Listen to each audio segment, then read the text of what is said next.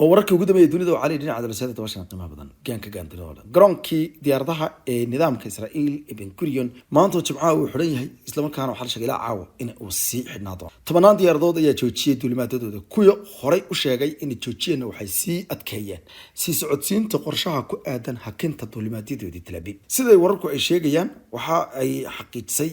wakaalada wararka ee Israa'iil ee loo yaqaano Israel Public Broadcaster Kan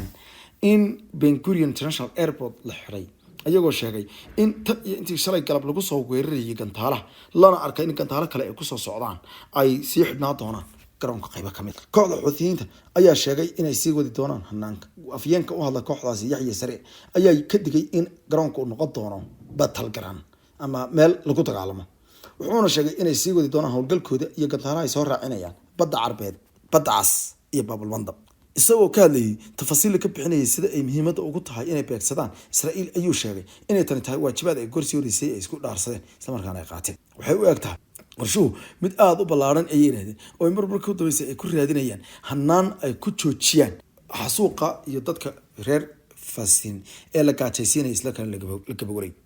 dhinaca diblomaasiyadda caalamka oo idile aan fiiriyo hadaba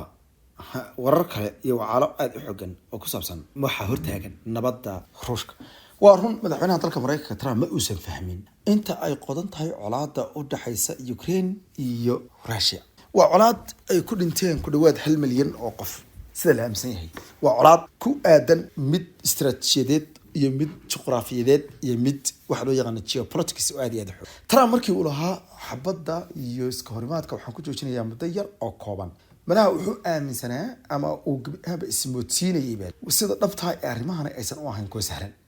dad badan waxay ku eedeeyaan Trump in uusan faham guud iyo mid gaar ahaaneed midba uusan ku sameeynin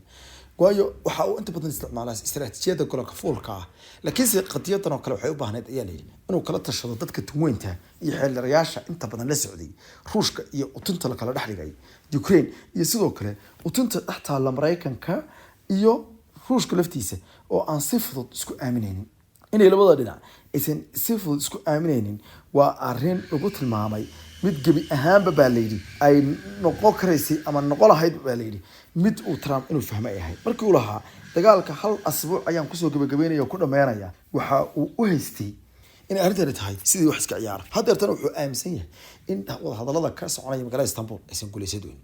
kulamada Istanbul ka soconaya ugu dambeeya ayaa sheegaya in dhinacyadu hadeerto saddex geesood iyagoo ay soo fadhiya xogayaha arrimaha dibadda dalka Mareykanka Marco Rubio oo gaaray magaalada caasimadda dhaqaalaha ee dalka Turkiga ayaa waxa uu sheegay in uusan wax horumar ah oo weyn ka qabin wada hadallada nabadeed ee Ukraine iyo Russia ee markaasi Turkiga ka soconaya wuxuu xusay in horumar la taaban karo la gaari karo oo kaliya haddii madaxweynaha dalka Mareykanka Donald Trump iyo madaxweynaha dalka Russia Vladimir Putin ay ka falka isku arkaan qadiyadana isla weerayaan ma filayo in guul weyn laga gaari doono arrinta ilaa madaxweyne Trump iyo madaxweyne Putin ay si toos ah uga wada hadlaan mowduucan ayuu yiri Rubio kadib shirka wasiirada arrimaha dibadda ee gaashabuurta NATO ay ku yeesheen koonfurta dalka Turkiga magaalada Anatolia madaxweynaha Ukraine Volodymyr Zelensky wuxuu xaqiijiyay inuu dalkiisu wakiilo u diri doono wada hadallada lagu qabanayo Istanbul hase wuxuu dhaleeceeyay wakiilada heerka hoose ah ee uu soo dirtay Putin madaxa waftiga Ruushka ee la taliyaha madaxweynaha dalkaasi Russia Vladimir Zelensky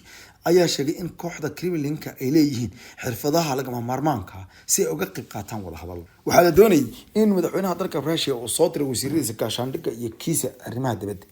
markii uu la ballamay labada nin ayaa la sheegay haddana inuu dib ka walaacay oo joojiyay isla markaana uu ku bedelay wafti hoose in Istanbul ka yimaada taasina waxay dhalisay in shalay lagu kala xanaaqo dabadeedna maanta ayay shirar ku furmeen sida ay wararka daba ay sheegayaan ayadoo madaxweynaha dalka Mareykanka oo diyaaradda u saarnaa Air Force One ayaa wuxuu sheegay inuu ka niyad jabay wuxuuna sheegay eega waxba ma dhici doonaan ilaa aniga iyo Putin aan kulano Trump ayaa sidaas yiri wuxuu yiri isagu ma imaan lahaa haddii aan anigu halkaas joogin mana rumaysna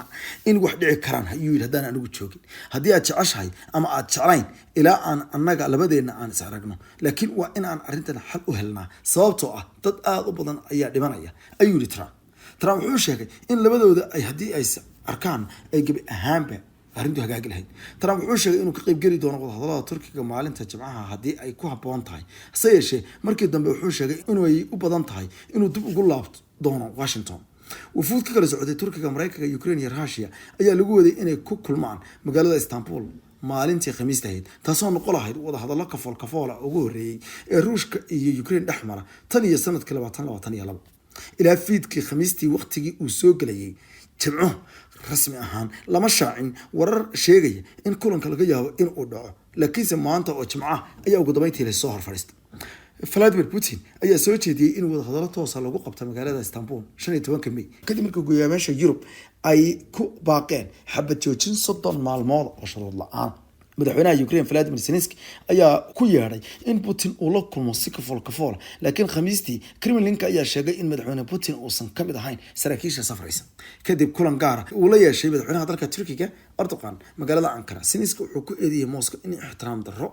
u muujiyeen Trump iyo Erdogan sababtoo ah waftiga Ruushka oo ahaa kuwa heer sare ahayn, wuxuuna mar kale ku celiyay in bayaankiisa ahaa Putin inuu la kulmo si kafool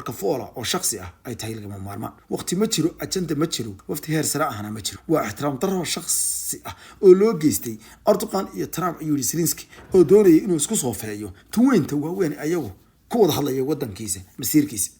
dhanka kale ergeyga Ruushka Vladimir Medinsky oo rufudiyeenada ugu warmay Istanbul isagoo sheegay in Ruushku uu arko wada hadalladaasi wadidooda wadahadaladii guuldareystay 2022 oo kale kuwaasoo dhacay wax yar kadib markii Ruushku bilaabay duulaanka gaar ahaan markii dowladda dalkaas Turkey ay soo dhex gashay isla markaana ay samaysay heshiiska caanka ahaa ee loo yaqaanay heshiiskii Green Initiative. ujeedada wada hadallada tooska ee lala yeeshay Ukraine waa in ugu dambeyn la gaaro nabad waarta iyadoo la baabi'inayo sababaha asaasiga ah ee sababay khilaafka. waftiga Ukraine waxaa hogaamin doona wasiirka difaaca Rustin Umerov sida ku cad wareegto uu saxiixay Zelensky Khamiistii. waftiga sidoo kale waxaa ka mid noqon doona ku-xigeenka madaxa sirdoonka taliska guud iyo xubno kale oo militariga wasaaradda arrimaha dibadda iyo gaashaandhigga. waftiga Russia oo hogaaminaya Medinsky kaasoo sidoo kalena hogaamiyay wada hadalladii fashilmay 2022 sida lagu sheegay bayaan ka soo baxay aqalka Kremlin. waxaa sidoo kale qayb ka noqon doona ku-xigeenka wasiirka gaashaandhigga iyo ku-xigeenka wasiirka wasaaradda arrimaha dibadda iyo madaxa sirdoonka ee militariga dalka Ruushka. qaybta afraad